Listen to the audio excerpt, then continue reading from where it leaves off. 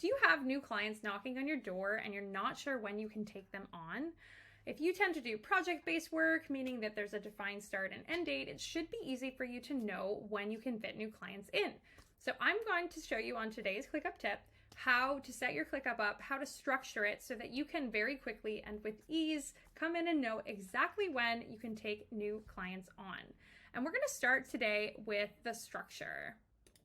So step one is to make sure that you're managing your content workflows separately from your tasks and your actual execution tasks. So if you haven't heard any of my content or watched any of my content before, I talk a lot about creating content in ClickUp. If you haven't seen those videos, I'm going to link them below. But it's important that you manage them in separate spaces, right? So you can see here, I've got client delivery and client content creation. So client delivery is more talking about the actual project planning and the execution tasks, whereas the content creation is a workflow of how you actually go through different phases of creating content, but inside of ClickUp. Instead of using spreadsheets or Google Docs, we're going to actually do those things inside of ClickUp. But the main difference between the two is that we tend to use different statuses for content creation than we would for actual deliverables. So for content creation, we tend to use statuses like ideation, execution, review, finalized, and completed.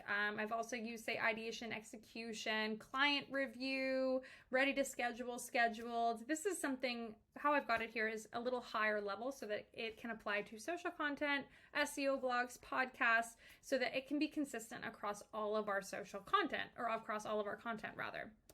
The main reason that you want to separate the two out into different spaces is because we're using different statuses across those two different areas of the business.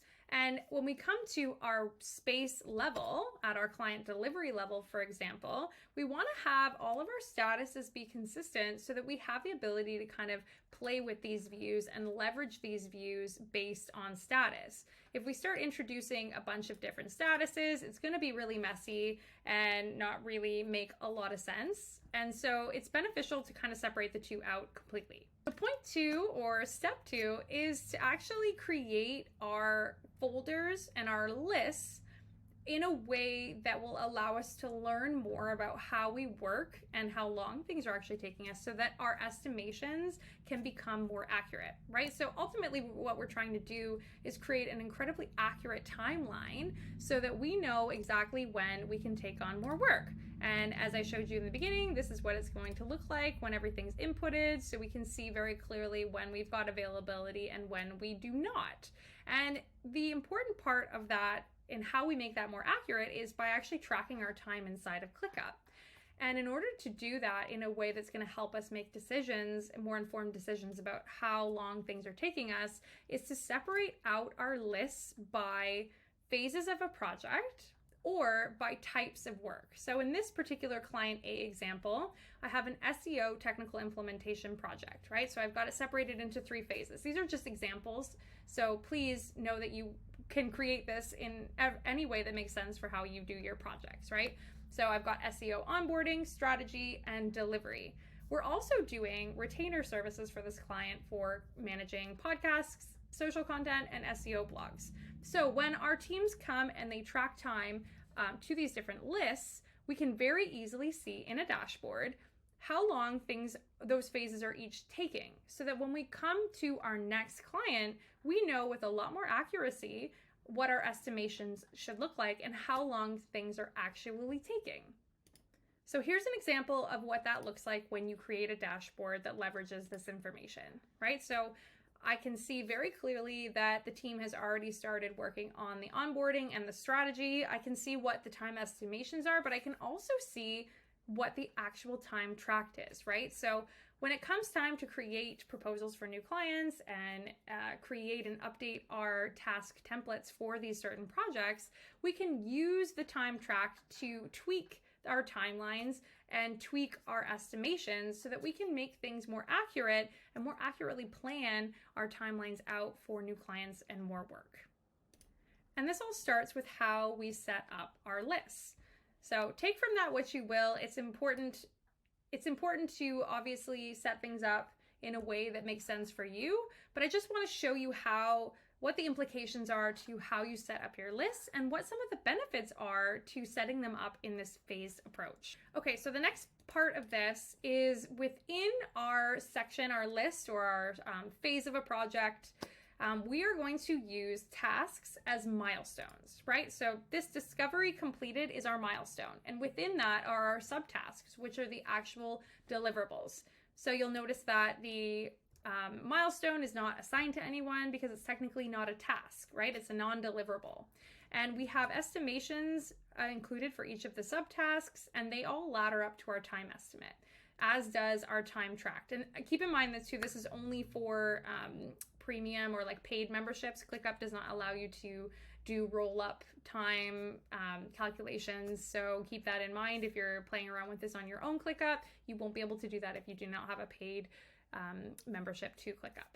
So it's important to know that using it in this way allows us to create those timelines, right? So discovery completed being the milestone, it's important that we have a start date and an end date and a time estimate. And those are the pieces of information that are going to feed into our timelines view, and that's what we're going to use to create our project plan.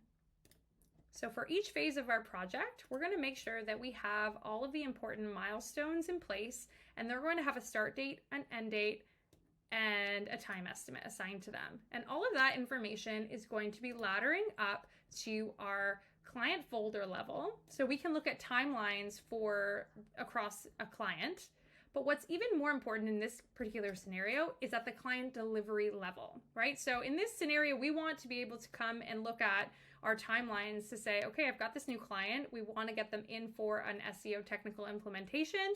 Okay, let's look at our timelines and see across all of the clients that we have and all of the active projects that we have, when do we have time? And so it's important that those milestones have that information in place so that we can look at it from this view.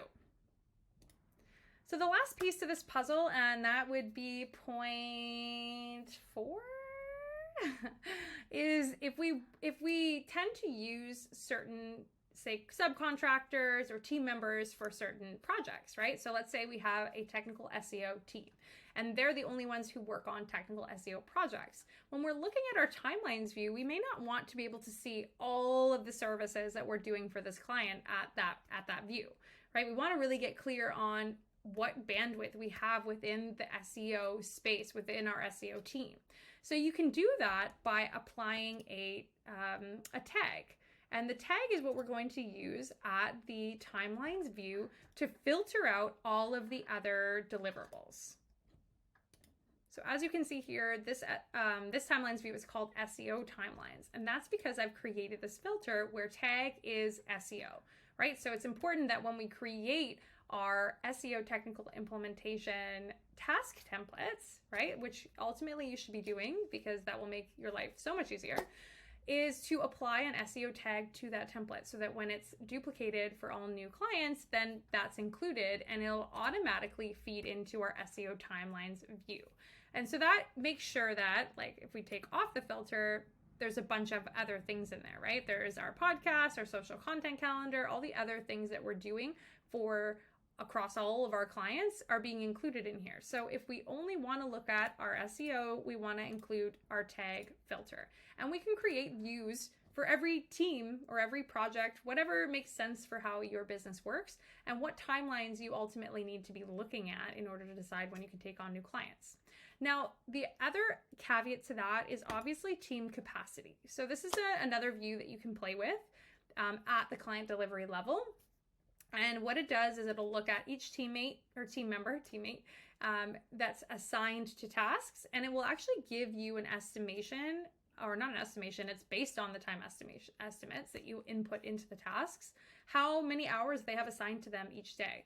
And so I would consider looking at this as well when you're thinking about taking on new project work, in order to know if your team actually has the bandwidth. You don't want to overwhelm them with work. just because the timeline looks like there's some availability, I would want to make sure that you're also looking at it from this perspective as well.